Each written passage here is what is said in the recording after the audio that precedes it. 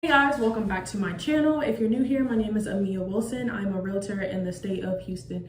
I am a realtor in Houston, Texas. I work the whole Houston, Texas area, preferably North Houston, Spring, Humboldt. I even go to Katy. I will go as far as I can stretch, but that is what I work with as of right now. Probably clicked on this video because you wanted to know some more tips or the process of buying a home as a first-time home buyer. So I do want to go ahead and walk you guys through that because I know it can be scary. I know it can be daunting. As a first-time home buyer, I recently bought a home and it was scary. Even though I was a realtor, it is scary because it's a big investment. So I'm gonna go ahead and walk you guys through the process of buying a home so that way you're educated when it's your time. So without further ado, let's go ahead and get into the video. Step one, you need to get educated. You need to start talking to people and asking questions. Talk to lenders, talk to title companies, talk to a realtor and get educated. Know what you're getting yourself into, know the process, which if you clicked on this video, then you're already educating yourself because you want to know the process. Step number two is figure out your budget. You want to know your budget. How much can you afford? What can and cannot do? How much can you afford to go to this? Do you have wiggle room, or is this your last? You do not want to be house poor. So you want to stick to your budget. This is how much your bills are right now. This is all the things that you have to pay for, and you still want to have room in there to eat, to breathe, to sleep, to do the things that you love. Like if you want to sign your kids up for soccer school, you want to have money for that. Or if you want to go out to eat with your friends, you want to have money for that. So you need to set that budget and stick to it. Step number three is to get pre-approved. After you figure out your budget and you stick to that budget, you're going to start talking to a lender. A lender is going to give you a pre-qualification, which is a soft look at your whole situation. And then when you're really ready to buy, that is when they'll go through the pre-approval. Qualification is when they're just going off of what you tell them. So you tell them you have this credit, you tell them you have this much income, this much this, and you're giving them the details. So they're like, okay, yeah, I think I could, and they'll pre-qualify you based off what you're saying. A pre-approval is how I like to explain it, or a lender explained to me, is that they actually look at your situation and they tell you, okay, this is what I can approve you for. So once you get that amount, they'll tell you, like, I know a lot of lenders, they'll tell you, okay, you can only, at least my lender did, you can only go up to this amount as far as a monthly payment. So that means that you can afford this much house. So let's just say you can only afford a $1,400 monthly payment. And that's including, you know, your principal, your interest, your taxes, and your insurance. But the home purchase amount is $200,000. Let's just say that.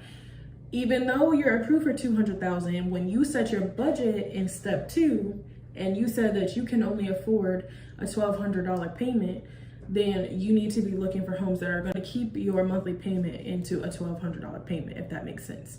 For $1,400, but you know you can only afford $1,200, then you need to be sticking to the $1,200. So you're approved for $200,000, you need to be looking for $1,500 or something that's going to keep your budget down. You want to stick to that budget so that in the end it's best for you and not just best for your realtor's pockets or your lender's pockets or anything like that. What's best for you in your situation. Once you get that pre-approval, you're going to reach out to a realtor. Before you reach out to a realtor, you can do it on your own. You want to sit down and you want to make your wants and needs list. What you want in a home, what you absolutely need in the home, and if there's something that is not fitting your budget, which your realtor can help you with this, they can sit down, have a consultation with you, and let you know, like, okay, I know that you want this, but right now in this market, like, this is going for this and that is going for that. And then that's where your wants come into place and you're like, okay, well then I can let go of that as long as I have this, or I can, you know, let go of this as long as I have that. And that's how that would go. Like I said, your realtor can help you with that, your wants and needs. They'll let you know what's going on in the market, how much is going for. Number five, or you actually get set up with a realtor like myself and you start shopping for a home. You tell them exactly the criteria you're looking for. They start sending you homes. You start sending them homes. It's a team. We work together. At the end of the day, we're a team.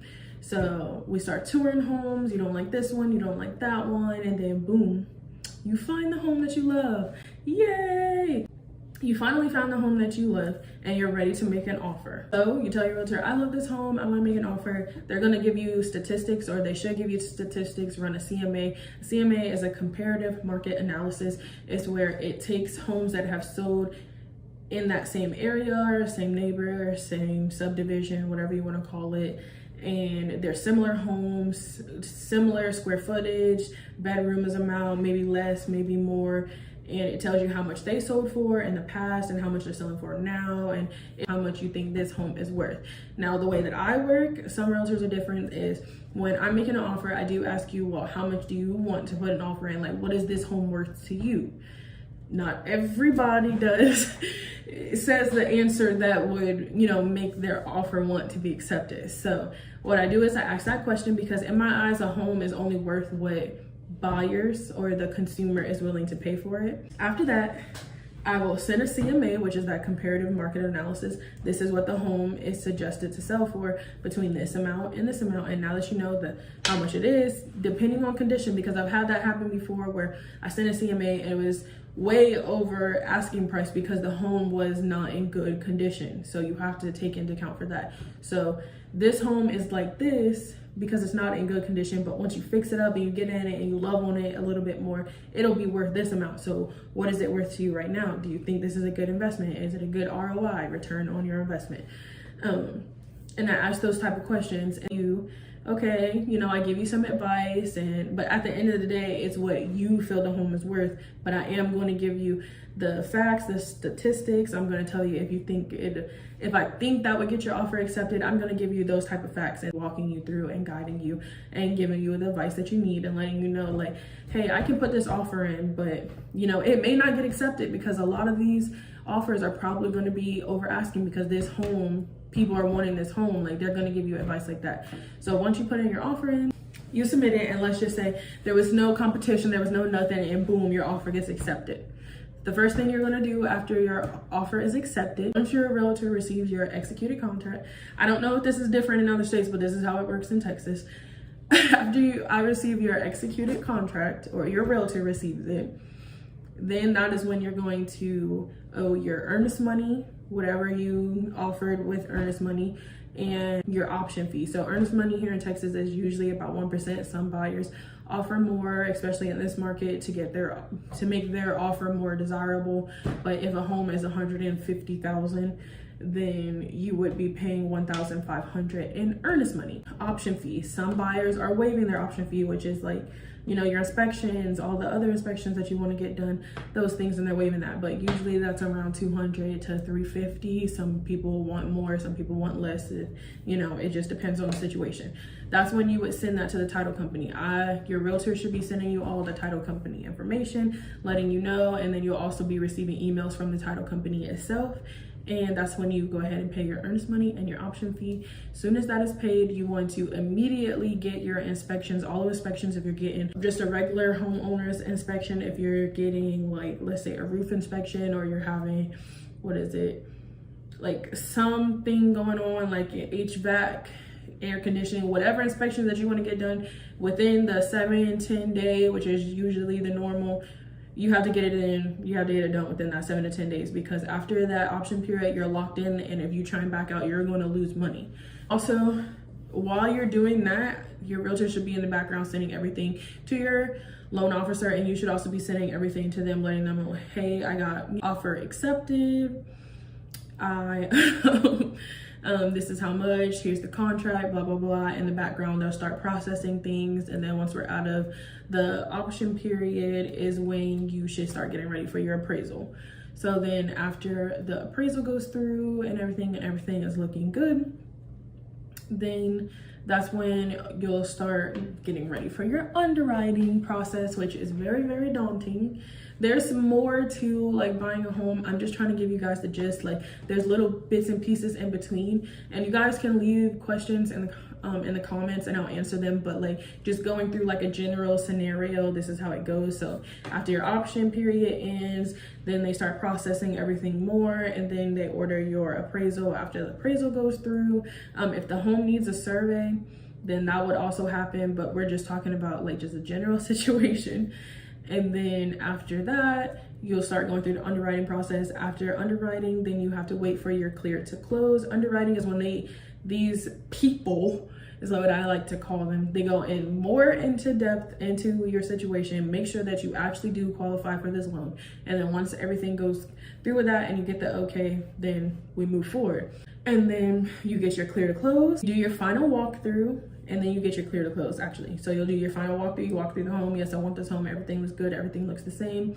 And then you'll get your clear to close, and then we will go to the closing table, and that's when you are going to be sitting in front of the title company, signing a million, bajillion, gazillion paperwork, and they will walk you through it. Your realtor should be there for guidance as well, but they actually talk you through it and explain everything. Well, good title companies do.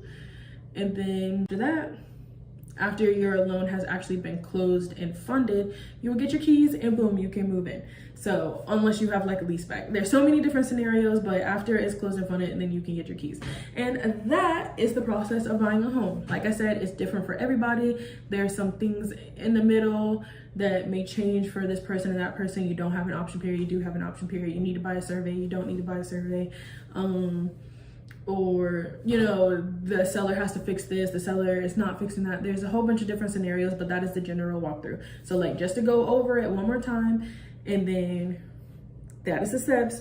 You're gonna get educated, you're gonna set your budget, you're gonna talk to a lender and get pre-approved, then you're gonna find a realtor and shop for a home. After you shop for a home and you get your offer accepted, you're gonna send all that information to your lender, and you're going to get the title company information to submit your earnest money and option fee if you have one. You're going to immediately, after paying those, schedule all of the inspections that you want done on the home.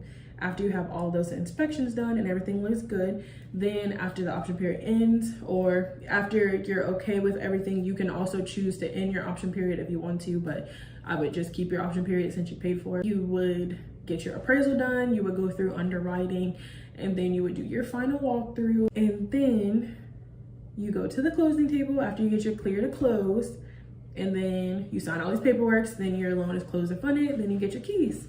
So yeah, that is the buying process. If you have any questions, please leave them in the comments below. Thank you guys for watching, and I will see you guys in the next video.